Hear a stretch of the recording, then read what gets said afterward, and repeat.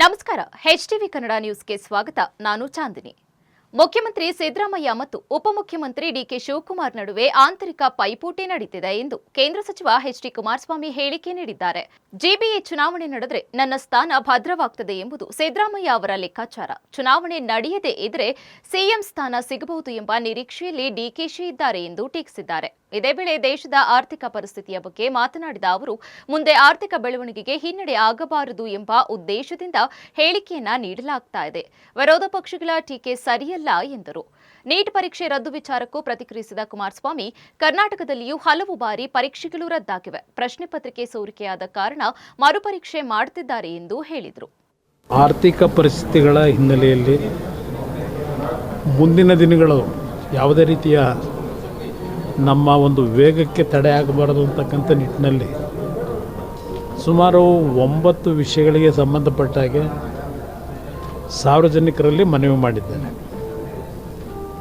ಅವರ ಮನವಿ ದೇಶದ ಹಿತದೃಷ್ಟಿಯಿಂದ ಇವತ್ತು ಮುಂದೆ ಆಗ್ತಕ್ಕಂಥ ಅನಾಹುತಗಳಿಗೆ ನಾವು ಪ್ರಿಕಾಷನರಿ ಮೆಷರ್ಗಳನ್ನು ತೆಗೆದುಕೋಬೇಕಾದಂಥ ಹಿನ್ನೆಲೆಯಲ್ಲಿ ಅವರು ಸಲಹೆ ಕೊಟ್ಟಿರ್ತಕ್ಕಂಥದ್ದನ್ನು ವಿರೋಧ ಪಕ್ಷಗಳು, ವಿಶೇಷವಾಗಿ ಕಾಂಗ್ರೆಸ್ ನಾಯಕರು ಹಲವಾರು ರೀತಿಯ ಟೀಕೆಗಳನ್ನೇನು ಮಾಡ್ತಾ ಇದ್ದಾರೆ.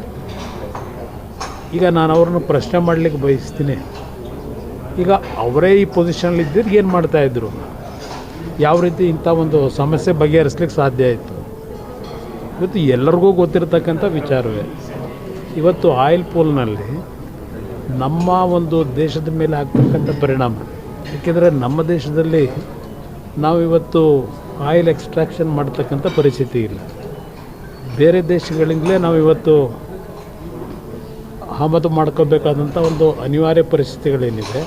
ಅದರ ಹಿನ್ನೆಲೆಯಲ್ಲಿ ಪ್ರಧಾನಮಂತ್ರಿಗಳು ಕೆಲವು ಸಲಹೆ ಕೊಟ್ಟಿರ್ತಕ್ಕಂಥದ್ದನ್ನು ಕಾಂಗ್ರೆಸ್ ಪಕ್ಷದ ನಾಯಕರುಗಳು ಸಣ್ಣತನದಲ್ಲಿ ಮಾತನಾಡೋದು ದೇಶದ ಹಿತದೃಷ್ಟಿಯಿಂದ ಸೂಕ್ತ ಅಲ್ಲ ಅನ್ನೋದು ನನ್ನ ಅಭಿಪ್ರಾಯ. ಹಿಂದೆ ಇಂದಿರಾ ಗಾಂಧಿಯವರಿದ್ದಾಗ ಯಾವ ರೀತಿಯಲ್ಲಿ ಅವರು ಕೆಲವು ಹೇಳಿಕೆಗಳನ್ನು ಕೊಟ್ಟರು ಅವತ್ತು ಯುದ್ಧದ ಸಂದರ್ಭದಲ್ಲಿ ನಮ್ಮ ಕಣ್ಮುಂದೆ ಇರ್ತಕ್ಕಂಥದ್ದು. ನಾನು ರಾಜ್ಯದ ಮುಖ್ಯಮಂತ್ರಿಗಳಿಗೆ ಹೇಳಲಿಕ್ಕೆ ಬಯಸ್ತೀನಿ, ಅವರು ಪ್ರತಿಯೊಂದು ಸಂದರ್ಭದಲ್ಲೂ ಕೇಂದ್ರ ಸರ್ಕಾರದ GDP ಬಗ್ಗೆ ರಾಜ್ಯ ಸರ್ಕಾರದ ಹೋಲಿಕೆ ಮಾಡ್ಕೊಳ್ತಕ್ಕಂಥದ್ದೇನಿದೆ. ಕೇಂದ್ರ ಸರ್ಕಾರದ ಜವಾಬ್ದಾರಿ ಇಡೀ ರಾಷ್ಟ್ರದ ಎಲ್ಲ ರಾಜ್ಯಗಳ GDP ಗ್ರೋತ್ ಏನಿದೆ ಅದೆಲ್ಲವನ್ನು ಇವತ್ತು ಕ್ರೋಢೀಕರಿಸಿ ಕೇಂದ್ರ ಸರ್ಕಾರದ ಜವಾಬ್ದಾರಿಗಳೇನಿದೆ ಅದನ್ನು ನಿರ್ವಹಣೆ ಮಾಡ್ತಕ್ಕಂಥದ್ದು ಹೆಚ್ಚಿನ ಜವಾಬ್ದಾರಿ ಕೇಂದ್ರ ಸರ್ಕಾರದ ಮೇಲೆ ಇರ್ತದೆ. ಇವತ್ತು ಕರ್ನಾಟಕದಲ್ಲಿ ತಲಾವಾರು ಆದಾಯದ ಬಗ್ಗೆ ಏನು ಹೇಳ್ತಾರೆ ಮುಖ್ಯಮಂತ್ರಿಗಳು, ತಲಾವಾರು ಆದಾಯದಲ್ಲಿ ನಾವು ಮುಂದಿರ್ತಕ್ಕಂಥದ್ದು ತಲಾವಾರು ಆದಾಯದ ಮೇಲೆ ಚರ್ಚೆ ಮಾಡಲಿಕ್ಕಾಗಲ್ಲ. ಇವತ್ತು ಉತ್ತರ ಕರ್ನಾಟಕ ಭಾಗದಲ್ಲಿ, ವಿಶೇಷವಾಗಿ ಕಲ್ಯಾಣ ಕರ್ನಾಟಕ, ಯಾವ ಪರಿಸ್ಥಿತಿಯಲ್ಲಿ ಜನ ಇದ್ದಾರೆ. ಇವತ್ತು ದೇಶದಲ್ಲಿ ಒಂದೊಂದು ರಾಜ್ಯದಲ್ಲಿ ಒಂದೊಂದು ರೀತಿಯಲ್ಲಿ ಇವತ್ತು ಬೆಳವಣಿಗೆಗಳಿದೆ. ಹಲವಾರು ರಾಜ್ಯಗಳು ಯಾವ ಒಂದು ಆರ್ಥಿಕವಾಗಿ ಹಿಂದುಳಿದಿರ್ತಕ್ಕಂಥ ಒಂದು ಸನ್ನಿವೇಶದಲ್ಲಿ ಇವತ್ತು ಅಲ್ಲಿ ಹೆಚ್ಚಿನ ಜವಾಬ್ದಾರಿಯನ್ನು ಕೇಂದ್ರ ಸರ್ಕಾರ ನಿರ್ವಹಣೆ ಮಾಡಬೇಕಾಗಿದೆ. ರಾಜ್ಯ ಸರ್ಕಾರ ಪ್ರತಿಯೊಂದು ಸಂದರ್ಭದಲ್ಲಿ ಕೇಂದ್ರ ಸರ್ಕಾರದ ಬಗ್ಗೆ ಟೀಕೆಯನ್ನು ಮಾಡ್ತಾರೆ.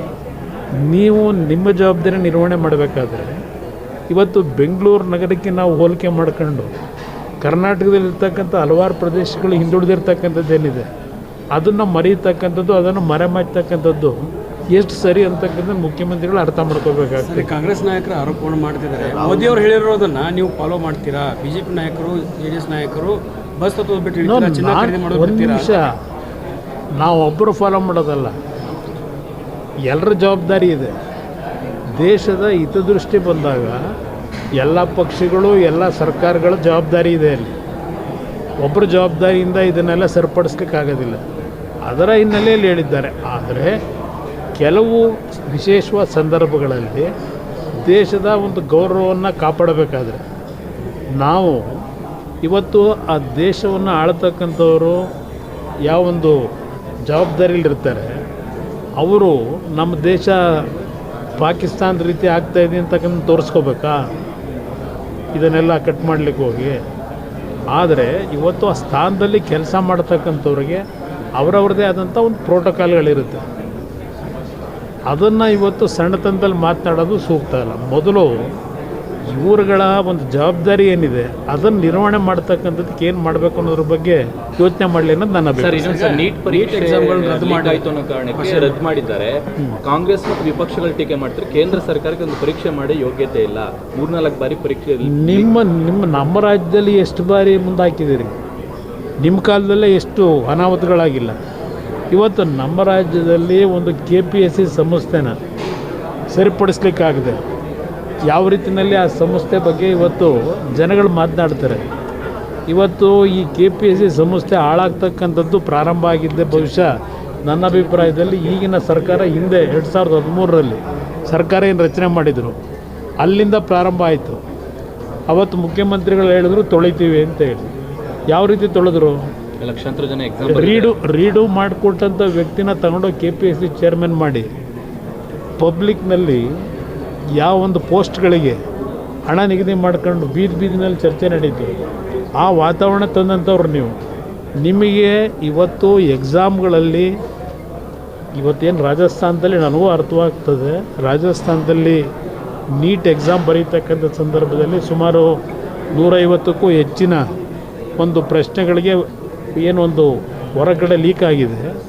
ಅದು ಇವತ್ತು ಚರ್ಚೆಗೇನು ಪ್ರಾರಂಭ ಆಗಿದೆ. ಹೌದು, ಒಂದೊಂದು ಬಾರಿ ಯಾರೋ ಮಾಡೋ ತಪ್ಪಿಗೆ ಸಂಪೂರ್ಣವಾದ ತಪ್ಪನ್ನು ಸರ್ಕಾರದ ಮೇಲೆ ವಹಿಸ್ಲಿಕ್ಕೆ ಆಗೋದಿಲ್ಲ.